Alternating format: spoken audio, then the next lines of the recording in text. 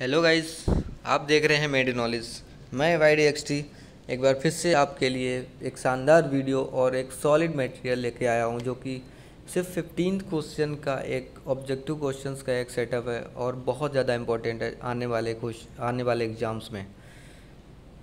So guys, video start करने से पहले एक बार फिर से एक रिक्वेस्ट करूँगा आपसे कि वीडियो को लाइक और शेयर करना मत भूलिएगा, और अगर आपको पसंद आया तो सब्सक्राइब भी कर लीजिएगा, बिल्कुल भी संकोच मत करिएगा।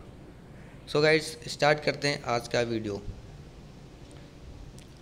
How much amino acid required to an Indian adult.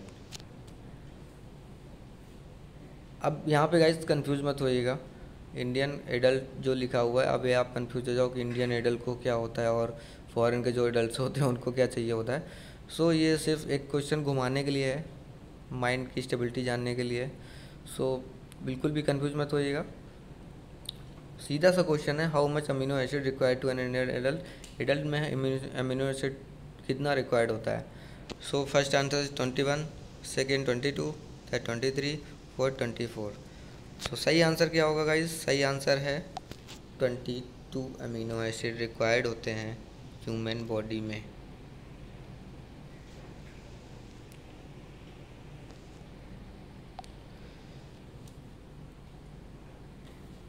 अभी यहाँ से अमीनो एसिड से देखिए, हर एक क्वेश्चन से 2-3 क्वेश्चन पुट हो जाते हैं। सो बिल्कुल भी दिमाग इधर उधर मत भटकाइएगा, और क्वेश्चन जब पढ़ा करिए तो ध्यान से पढ़ा करिए, क्योंकि हर क्वेश्चन से 2-3 क्वेश्चन बन जाते हैं। एग्जामिनर हो सकता किसी और तरीके से पूछ दे, ठीक है। अभी यहाँ पे क्वेश्चन बन सकता कि अमीनो एसिड क्या होते हैं, ठीक है। तो अमीनो एसिड क्या होते हैं? अमीनो एसिड जो होते हैं वो प्रोटीन्स से मिलके बने होते हैं, ठीक है गाइस। और 22 अमीनो एसिड जो होते हैं तो उनमें से मोस्ट इम्पोर्टेंट इसेंशियल जो एसिड्स होते हैं वो 8 होते हैं ओनली। तो वो 8 इस प्रकार हैं कि आपके सामने हैं। टोटल तो 22 होते हैं, जो बहुत ही ज़्यादा ज़रूरी है वो होते हैं बॉडी में, वो ये 8 हैं। तो पढ़ लीजिएगा या आप स्क्रीनशॉट कर लीजिएगा इनको। सो हम चलते हैं अपने अगले क्वेश्चन की तरफ। अगला क्वेश्चन हमारा, main source of carbohydrates. Carbohydrate के मेन सोर्सेस क्या हैं? पहला आंसर है स्टार्च, दूसरा है शुगर, तीसरा है सेल्यूलोज, और चौथा है ऑल ऑफ एबव। तो इसका सही आंसर क्या होगा? मेन सोर्सेस कार्बोहाइड्रेट्स के क्या होंगे? तो इसका सही आंसर है ऑल ऑफ एबव, क्योंकि ये तीनों ही स्टार्च, शुगर और सेल्यूलोज तीनों ही बहुत ही ज़्यादा मेन सोर्स होते हैं कार्बोहाइड्रेट्स के, ठीक है गाइस। सो हमारा अगला क्वेश्चन है, EDD is calculated by. EDD is calculated by, EDD जो कैलकुलेट करते हैं उसका फॉर्मूला पूछा गया है यहाँ पे आपसे। इसके 4 ऑप्शन आपके सामने हैं और इसमें से एक सही ऑप्शन आपको पता लगाना है। अब उससे पहले ईडीडी क्या होती है? तो ईडीडी का फुल फॉर्म पता होना चाहिए आपको, नहीं तो आप कंफ्यूज हो जाओगे। EDD expected date of delivery, ठीक है। और यहाँ से दूसरा क्वेश्चन ये बन सकता है कि एलएमपी क्या होता है, ठीक है। लास्ट मेंस्ट्रुअल पीरियड, ठीक है। जो भी वुमेन का जो लास्ट पीरियड होगा उसके फर्स्ट डे से काउंट किया जाता है, लास्ट पीरियड का फर्स्ट डे से काउंट करते हैं जो जब भी हम लोग ईडीडी निकालते हैं। तो ये यहाँ से आपका 2 क्वेश्चन हो गया है कि ईडीडी का फुल फॉर्म हो गया, दूसरा एलएमपी का फुल फॉर्म हो गया, और तीसरा question EDD calculated by. EDD का फॉर्मूला आपको पता लगाना है, जिसके 4 ऑप्शन है, LMP plus 9 month, LMP plus 9 month plus 7 days, LMP plus 9 month plus 7 weeks, LMP plus 9 month plus 10 days. इसका सही आंसर है LMP plus 9 months plus 7 days. So ये फार्मूला हमेशा आप याद रखिए, कभी भी अभी आपको कभी भी ज़रूरत पड़े तो ये फार्मूला रखेंगे तो आपका सीधा ईडीडी निकल के आ जाएगा। जो भी एक्सपेक्टेड डेट ऑफ डिलीवरी हो उसमें आप 9 मंथ्स ऐड कर दीजिएगा, उसके बाद 7 डेज ऐड कर दीजिएगा, उसका जो भी डेट आएगी आपके सामने वो आपकी एक्सपेक्टेड डेट ऑफ डिलीवरी होगी। सो हमारा next question, tablet of IFA should be started in. Tablet of IFA should be started in. पहला ऑप्शन 14 से 16 weeks of gestation, 10 to 12 week of gestation, 01 to 02 weeks of gestation, 13 to 15 weeks of gestation. अब इसका answer देने से पहले आप ये बताइए IFA क्या होता है। आप टैबलेट आगे लिखिए तो आप तो समझ गए होंगे कोई टैबलेट है, बड़ा IFA होता क्या है। तो IFA क्या है, आयरन फॉलिक एसिड की जो टैबलेट्स होती हैं उनको शॉर्ट में हम लोग IFA लिखते हैं। अब अगर आपको इसका फुल फॉर्म नहीं पता होगा तो आप क्वेश्चन गलत कर दोगे, ठीक है। तो ये भी आपको पता होना चाहिए। आपका एक क्वेश्चन यहाँ से क्लियर होता है, IFA आपको पता चल गया होगा क्या होता है। आयरन फॉलिक एसिड की जो टैबलेट्स होती हैं जो प्रेग्नेंट वूमेन को चलाई जाती हैं, ठीक है, तो उनको IFA कहते हैं। दूसरा यहाँ पे आपका आ जाएगा जेस्टेशन क्या होता है ना, जेस्टेशन क्या होता है। तो जेस्टेशन पीरियड हम लोग उसको बोलते हैं जो प्रेगनेंसी के दौरान जो भी समय होता है, ठीक है, टिल द डिलीवरी, उसको जेस्टेशन पीरियड कहते हैं, ठीक है। तो अब यहाँ पे क्वेश्चन सीधा सा बनता है IFA टैबलेट कब स्टार्ट करते हैं, ठीक है, प्रेगनेंसी स्टार्ट से और till the delivery of baby, ठीक है, जो भी वीक्स होते हैं उनमें से कौन से वीक से स्टार्ट करते हैं IFA टैबलेट। तो इसका आंसर पहला सही है, 14 to 16 वीक ऑफ जेस्टेशन, ठीक है। 14 to 16 वीक ऑफ जेस्टेशन में हम लोग IFA जो टैबलेट है वो स्टार्ट कर देते हैं, ठीक है, इससे पहले नहीं करते हैं। और यहाँ से एक क्वेश्चन और आपको मैं बता दूँ कि IFA टैबलेट्स कितनी खिलाई जाती हैं, ठीक है। तो टोटल जेस्टेशन में 100 डेज़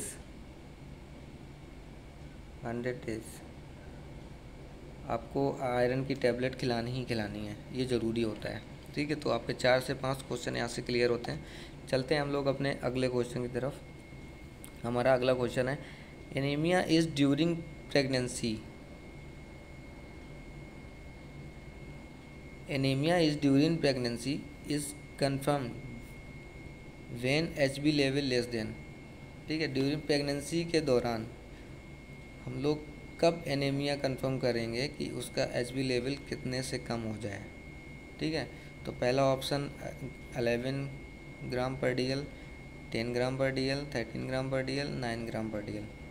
तो जो प्रेग्नेंट वुमेन की यहाँ पे बात आती है, ठीक है, प्रेग्नेंट वुमेन की जब बात आएगी तो हम लोग सही टिक लगाएंगे 11 ग्राम पर DL पे, ठीक है। जो प्रेग्नेंट वुमेन होती है उसको HB लेवल की ज़्यादा ज़रूरत होती है। वैसे तो अगर प्रेग्नेंट नहीं है तो हम लोग 9 भी कंसीडर कर सकते हैं, ठीक है, क्योंकि 11 ऐसा नॉर्मल होता है। लेकिन प्रेगनेंसी की यहाँ बात आई तो बिल्कुल भी कंफ्यूज मत होइएगा, 11 ग्राम पर DL सही आंसर, ठीक है।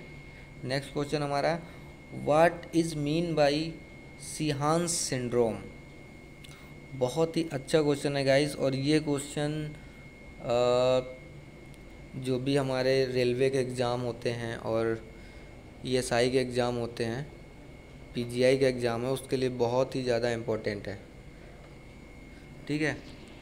What is mean by Sheehan's syndrome, ठीक है। सीहान्स सिंड्रोम से आप क्या समझते हैं, सीहान्स सिंड्रोम क्या होता है, ठीक है। तो पहला ऑप्शन है decrease function of pituitary gland, ठीक है, decrease function of hypothalamus, decrease function of thyroid gland, increase function of adrenal gland. तो इसका सही आंसर है decrease function of pituitary gland. जब हमारी पिट्यूटरी ग्लैंड का जो फंक्शन है वो डिक्रीज हो जाता है, नॉर्मल से कम हो जाता है, उसमें गड़बड़ी आ जाती है, तो वो जो सिंड्रोम बनता है उसको सीहान्स सिंड्रोम कहते हैं। ओके गाइस, हमारा अगला क्वेश्चन है labour is said to be abnormal. Labour is said to be abnormal. Labour बोले तो कब हम लोग उसको एबनॉर्मल बोलेंगे, कि कौन सा सिम्टम आपको दिखे जो आप उसको एबनॉर्मल बोलोगे, ठीक है। लेकिन यहाँ पे नॉर्मल पूछा जा रहा है, labour is said to be normal when, ठीक है, लेबर जो है कब नॉर्मल होगा।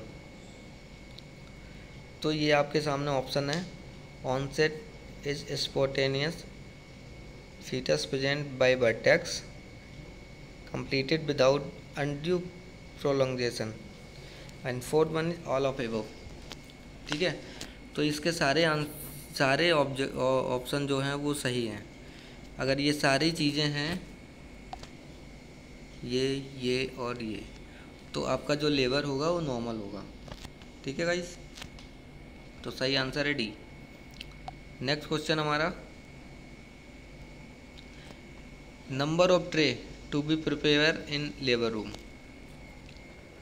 लेबर रूम में जो भी हम लोग ट्रे प्रिपेयर करते हैं वो कितनी ट्रेस होती हैं जो हम लोग प्रिपेयर करते हैं? 4 प्रिपेयर करते हैं, 3 ट्रे प्रिपेयर करते हैं, 8 ट्रे प्रिपेयर करते हैं, या 7 ट्रे प्रिपेयर करते हैं? तो इसका सही आंसर है 7 ट्रे। लेबर रूम में हम लोग 7 ट्रे प्रिपेयर करते हैं। अगला क्वेश्चन है, India launched first family planning programme. India ने पहला अपना फैमिली प्लानिंग प्रोग्राम कब लॉन्च किया था? 1952, 1953, 1955, 1954। तो इसका सही आंसर होगा 1952। इंडिया ने अपना पहला फैमिली प्लानिंग प्रोग्राम 1952 में लॉन्च किया था। हमारा अगला क्वेश्चन है, all of sign of measles except. ध्यान से पढ़िएगा, जो एक्सेप्ट वर्ड होता है यहाँ से बहुत ही ज़्यादा कन्फ्यूजन क्रिएट हो जाती है। ठीक है, यहाँ पूछा गया है ऑल ऑफ साइन ऑफ मीजल, इसमें जो 4 ऑप्शन दिए गए हैं उसमें सारे साइन हैं मीजल्स के, एक्सेप्ट किसी एक को छोड़ के सारे सिम्टम्स साइन जो हैं वो मीजल्स के साइन हैं। तो आपको कोई एक गलत आंसर इसमें से ढूंढना है। ठीक है, तो पहला है रेसिस, दूसरा है स्टिफ नेक, तीसरा है कफ ऑफ रनी नोज, चौथा है रेड आइज। तो मीजल्स के जो इसमें से 3 सिम्टम है वो सही हैं और एक गलत है, तो गलत आपको यहाँ पे ढूंढ के निकालना है। तो नंबर 1 क्या, रेसेस, मीजल में रेसेस होते हैं, ये सही है। दूसरा है स्टिफ नेक, ये मीजल्स में नहीं होता है और यही आपको सही आंसर लगाना है। ठीक है, यही पूछा गया कि कौन सा सही नहीं है। तो स्टिफ नेक मीजल्स में नहीं देखने को मिलता है, रेसेस देखने को मिलते हैं, कफ और रनी नोज देखने को मिलती है, रेड आइज देखने को मिलती हैं, बट स्टिफ नेक देखने को नहीं मिलती है। तो यही आपका सही आंसर होगा। और इस यहाँ से एक क्वेश्चन और, स्टिफ नेक, तो स्टिफ नेक बोले तो जो अपनी नेक है, गर्दन है, उसमें कड़ापन आ जाता है, वो कब देखने को मिलता है?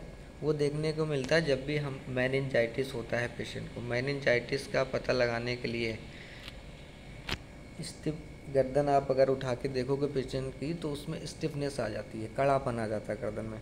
तो वो एक बहुत ही सीधा और सटीक साइन है मेनिंजाइटिस को डायग्नोस करने के लिए।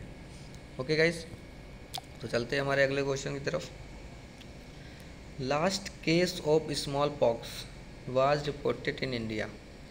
स्मॉल पॉक्स का जो लास्ट केस था वो इंडिया में कब रिपोर्ट किया गया था? मतलब कब इंडिया में पता चला था कि ये का केस स्मॉल पॉक्स का है और वो लास्ट हुआ हो। ठीक है, तो आखिरी बार स्मॉल पॉक्स कब देखा गया था इंडिया में? 1977 में, 1978 में, 1975 में, 1982 में। तो लास्ट केस हमारा देखा गया था इंडिया में 1975 में। तो इसका सही आंसर है third, 1975। Route of BCG vaccine. BCG vaccine का रूट क्या होता है? ठीक है, बीसीजी का full form bacille Calmette Guerin. ठीक है, और ये बीसीजी का जो वैक्सीन होता है किस लिए दिया जाता है?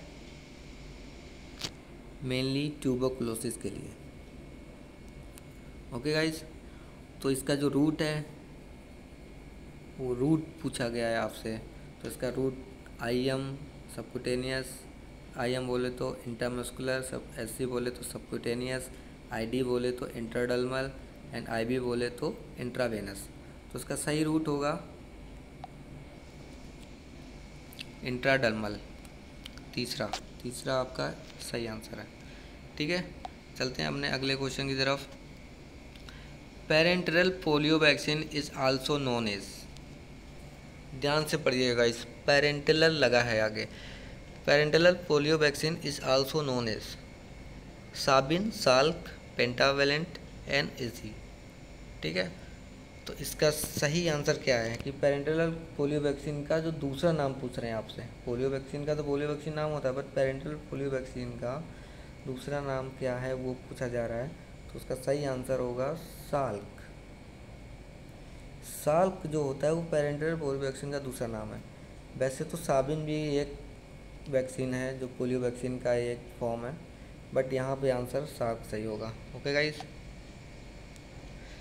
और हमारा ये क्वेश्चन लास्ट क्वेश्चन इस वीडियो का, number of antenatal visit, antenatal visit कितनी होती हैं? 3, 5, 4, 2। तो इसका सही आंसर है गाइस 4। एंटीनेटल विजिट क्या होती है? अब यहाँ से एक क्वेश्चन ये बन सकता है कि एंटीनेटल विजिट क्या होती है। तो एंटीनेटल विजिट क्या होती है? एंटीनेटल विजिट जो प्रेग्नेंट वुमेन को स्टार्टिंग प्रेगनेंसी से और till the birth of baby को जो भी विजिट्स होती हैं हॉस्पिटल में, ठीक है, उसके रूटीन चेकअप के लिए, उसको एंटीनेटल विजिट होती हैं। और मिनिमम 4 एंटीनेटल विजिट होनी ही चाहिए। ठीक है, एक क्वेश्चन बनता है कि एंटीनेटल केयर किसको कहते हैं? तो एंटीनेटल केयर बोलते हैं ड्यूरिंग प्रेगनेंसी, प्रेगनेंसी के दौरान जो भी प्रेग्नेंट वुमेन को केयर दी जाती है वो एंटीनेटल केयर होती है। सो गाइज, थैंक यू, हमारा वीडियो यहाँ पे ख़त्म होता है। आई होप पसंद आया होगा आपको क्वेश्चन, बहुत ही ढूंढ के क्वेश्चंस निकाले थे, और अगर आप इनको याद रखेंगे तो आने वाले एग्ज़ाम में काफ़ी हेल्पफुल होंगे। गाइस, वीडियो अगर पसंद आया होगा तो प्लीज़ लाइक और शेयर करना मत भूलिएगा, और मेरे चैनल को सब्सक्राइब कर लीजिएगा। और बहुत ही जल्द मैं बहुत ही अच्छे वीडियो और डालने वाला हूँ। So guys, thank you and have a good day.